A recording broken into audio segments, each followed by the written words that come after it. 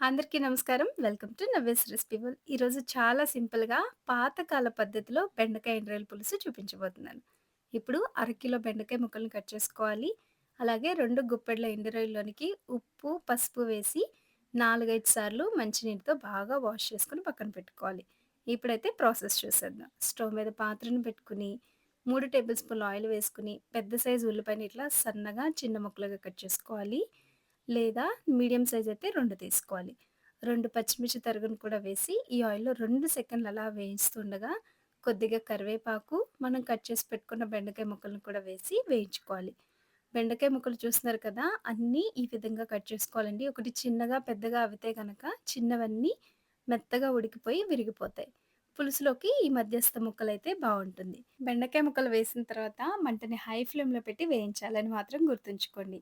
ఇప్పుడు గరిటెకి జిగురుదనం చూడండి ఎట్లా అంటుకుంటుందో, ఆ జిగురుదనం పోయేంత వరకు ఒక 5 నిమిషాలు పడుతుంది. హై ఫ్లేమ్‌లో దగ్గరుండి వేయించుకోవాలి. ఇప్పుడు చూస్తున్నారు కదా! చక్కగా వేగిపోయినియి. అంటే జిగురుతనమంతా పోతుంది. ఆయిల్ అనేది చక్కగా బయటకొచ్చేసింది. ఇలా వేగేంత వరకు కూడా ఎటువంటి మసాలాలు వేయకూడదు, మూత కూడా పెట్టకూడదని మాత్రం గుర్తుంచుకోండి. ఇట్లా మంచిగా వేగిపోయిన తర్వాత ఇందులోకి రుచికి తగినంత ఉప్పును వేసుకొని, 2 పెద్ద టేబుల్ స్పూన్ అంత కారం వేసుకోవాలి. పావు టీ స్పూన్ అంత పసుపును కూడా వేసి ఒకసారి బాగా కలియపెట్టండి. ఇప్పుడు ఇందులోకి 2 పండు టమాటోలను కూడా వేసి మగ్గనివ్వాలి. పాతకాల పద్ధతంటే ఇవే ఏస్తారండి. కానీ వారి చేతి వాటకమో ఏమో తెలీదు గానీ టేస్ట్ ఎంత బావుంటుందో కదండీ! ఇలా టమాటోలు కూడా మగ్గిపోయిన తర్వాత మంచిగా క్లీన్ చేసి పెట్టుకున్న ఎండు రొయ్యలను కూడా వేసి బాగా వేగనివ్వండి.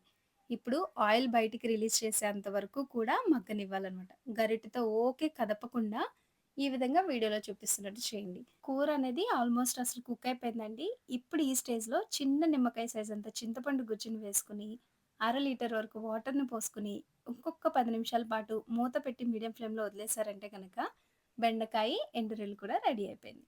చాలా చాలా సింపుల్ అండి. భలే ఫ్లేవర్‌ఫుల్‌గా ఉంటుంది. రైస్‌తో అయితే బెస్ట్ కాంబినేషన్ అసల.